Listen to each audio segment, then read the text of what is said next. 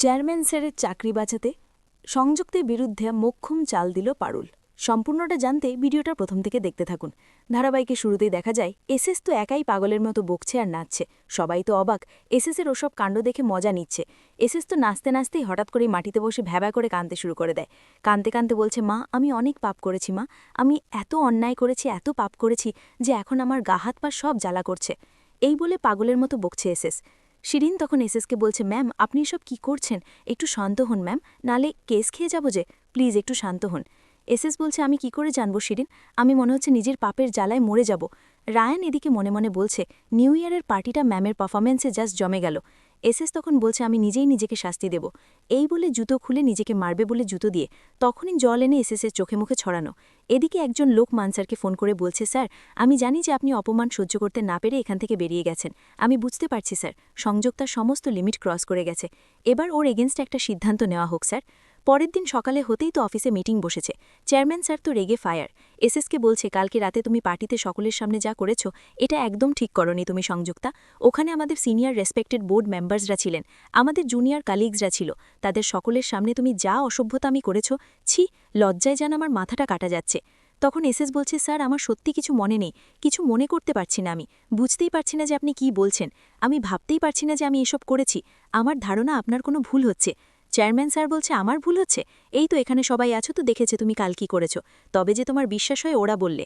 বোর্ডের তখন একজন সিনিয়র এসএসকে বলছে, কাল তুমি যে কাজটা করেছ সেটা যে তুমি সেন্সিবল অবস্থায় করনি সেটা তো বোঝাই যাচ্ছে, তুমি নিশ্চয়ই অন্য কিছু খেয়েছিলে তাই হ্যাংওভার।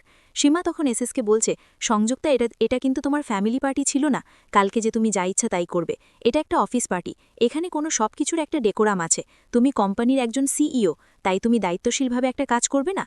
এসএস বলছে, কিন্তু আমি কি আদৌ এরকম কিছু করেছি?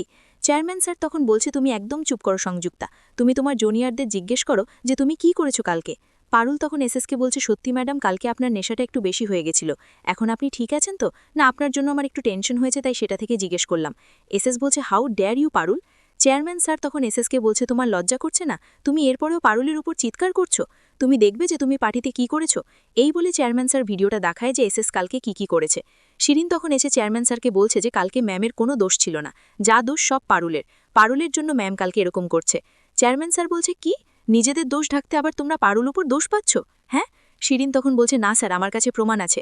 শিরিন তো পারুলের ভিডিওটা দেখায় যে পারুল একটুখানি কাউন্টারে গেছিল হাতে একটা ড্রিঙ্কস নিয়ে, ও নিজের ড্রিঙ্কসটা একটা সাইডে রেখে দিয়ে অন্য ড্রিঙ্কসটা নেয়, তারপরেই ওয়েটার পারুল যে ড্রিঙ্কসটা রেখে দিয়েছিল সেটা নিয়ে গিয়ে এসএসওকে দেয়।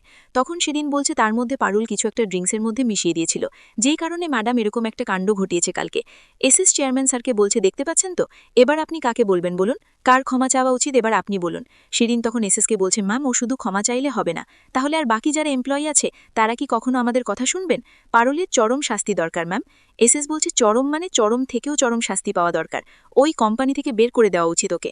পারুল সব কথা শুনে এসএসকে বলছে, আপনি কথায় কথায় এরকম ফায়ার কেন করুন বলুন তো ম্যাডাম, আপনার তো দেখছি আগুন নিয়ে খেলার বিশাল শখ, একেবারে ম্যাডাম কিন্তু ওই আগুনে পড়েই ঝলসে যাওয়ার বুদ্ধিটাও কি আপনার নেই নাকি? ওই আগুনে কিন্তু আপনিও পড়ে যেতে পারেন। এসএস তখন চেয়ারম্যান স্যারকে বলছে, আপনি দেখতে পাচ্ছেন স্যার ওই মেয়েটার কত বড় অডাসিটি। চেয়ারম্যান স্যার পারুলকে বলছে, এসব কি হচ্ছে, তুমি কেন এরকম করেছো? পারুল বলছে, আমি করতে বাধ্য হয়েছিলাম স্যার, তাহলে ওরা যে আমরা মানসম্মানটা খেত, কারণ ওরা যে আমাকে ভিডিওটা দেখাচ্ছে সেটা একটা কাটা ভিডিও, আর বাকি আধা পোর্শনটা আমার কাছে রয়েছে। পারুল তারপর পেনড্রাইভ তো ল্যাপটপে খুঁজতেই দেখে যে শিরিন যে টাইমটা বলেছিল 10:17, তার 2 মিনিট আগে 10:14 এসে শিরিন ওরা গিয়ে পারুলের জন্য ড্রিঙ্কস এমনি একটা ড্রাগসের ওষুধ মেশায়, যাতে পারুল ওই পার্টিতে সিন ক্রিয়েট করে, সেই কারণে আর ওয়েটারকে কিছু টাকাও দিয়ে দেয় টিপস হিসাবে, তাতেও কাজটা করে। এবার এসএস আর শিরিন কোথায় পালাবে? পারুল তো সেই পার্টিতেই ওদের কাণ্ড কারখানাগুলো দেখে নিয়েছিল, তাই ওয়েটারের কাছে গিয়ে বলছে, ভাই দেখো তুমি যেই গ্লাসের মধ্যে কি মিশিয়েছো সেটা আমার জানা আছে, শোনো এই পাবের যে মালিক সে কিন্তু আমার হাজবেন্ডের খুবই চেনা পরিচিত বন্ধু, দেখতে পাচ্ছ এই যে বন্ধুর সঙ্গে গল্প করছেনি, নিজের চাকরিটা যদি খেতে না চাও তাহলে যেই ড্রিঙ্কসটা দিয়েছে তুমি তাকেই গিয়ে ড্রিঙ্কসটা দাও। শিরিন মনে মনে বলছে, হায়রে টিপসি পথিকে ফুটে জানার বুদ্ধিটা আমার মাথা থেকে যেমন এসেছিল পারুলের মাথা থেকেও সেটা এসেছিল, ও কি করে জানলো যে আমরা এরকম একটা চাল চালবো? সত্যি আস্তে আস্তে মেয়েটা জাস্ট ডেঞ্জারাস হয়ে উঠছে। পারুল তখন চেয়ারম্যান স্যারকে বলছে, এবার আপনি বলুন এই গ্লাসটা চেঞ্জ করে আমি কি কোনো ভুল করেছি স্যার? নিজের মান সম্মান রক্ষা করার জন্য আমি যা করেছি সেটা কি অন্যায়? চেয়ারম্যান স্যার তো তারপরে এসএস আর শিরিনকে খুব ঝাড়ে, বলেছে এরপর থেকে যদি পারুলের সঙ্গে লাগো তোমাদেরকে আমি ছেড়ে দেব না। চেয়ারম্যান স্যার তারপরে সব এমপ্লয়ীদের বলছে, যাও তোমরা কাজে যাও। সবাই চলে যেতেই শিরিন আর এসএস যখন যাবে চেয়ারম্যান স্যার বলছে, আমরা এখনো তোমাদের সঙ্গে কথা শেষ হয়নি, বসো এখানে। অপরদিকে পারুল আর রায়ান তাড়াতাড়ি ছুটে মিরমায়ের কাছে যায়, বলছে ভিতরে কনফারেন্স রুমে কি কথাবার্তা হচ্ছে, ম্যাডাম ঝাড় খাচ্ছে কি খাচ্ছে না সেসব আমাদের শুনতে হবে, তাই তুমি সিসিটিভি ফুটেজটা যেটা আছে সেটাকে হ্যাক করো এখন। মিরময় বলছে কি বলছো? বলছে শোনো, ম্যাডাম যদি ঝাড় খায় তাহলে সেই প্রভাবটা আমাদের ওপরে এসে পড়বে বাইরে, তাতে কিন্তু তুমিও অড আছো, ঠিক আছে? তাই বলছি এটা আমাদের শোনা খুব জরুরি। তখন মিরময় ল্যাপটপটাকে হ্যাক করে, তখন শুনতে পায় চেয়ারম্যান স্যার বলছে যে তুমি ক্লায়েন্টদের মিথ্যে ফিডব্যাক দিয়ে পারুলকে হেনস্থ করার চেষ্টা করেছো, ওর লাইফ রিস্ক হবে বলেও তুমি ওয়ার্কার্সদের মধ্যে ওকে একলা পাঠিয়ে দিয়েছিলে, এটা তুমি ঠিক করেছিলে কি? বোর্ড ডিরেক্টরসদের লোকেরাও বলছে সেদিন পারুল ভিডিওটা দেখাচ্ছিল যে তুমি O&Y কোম্পানির সঙ্গে হাত মিলিয়ে পারুলকে ম্যালাইন করার চেষ্টা করেছো, এটা একদম ঠিক। ও হয়তো ভিডিওটা দেখাতে পারেনি বলেই আমরা বিশ্বাস করিনি, কিন্তু ও একদম ঠিক ছিল। চেয়ারম্যান স্যার তখন বলছে হয়তো এটাও হতে পারে যে তুমিও O&Y কোম্পানি চেয়ারম্যান স্যারের সঙ্গে হাত মিলিয়ে শেষ করার প্ল্যান করেছিলে। তখন এসএস বলছে আপনারা একটার পর একটা বাজে কথা আমার নামে বলছেন আর পারুলকে সাপোর্ট করে যাচ্ছেন, আমি যা করেছি আপনাদের কোম্পানির ভালোর জন্য করেছি। চেয়ারম্যান স্যার বলছে তোমায় আর কোম্পানির ভালো মন্দ ভাবতে হবে না, তোমার বিরুদ্ধে সিভিয়ার অ্যালিগেশন আছে।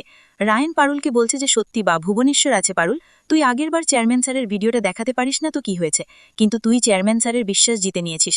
অপরদিকে চেয়ারম্যান স্যার বলছে যে আমি জবে থেকে পারুলকে রিক্রুট করেছি কোম্পানিতে, তবে থেকে পারুলকে একের পর এক বিপদে ফেলার চেষ্টা করছি, সেটা আমাকে অপমান করছে।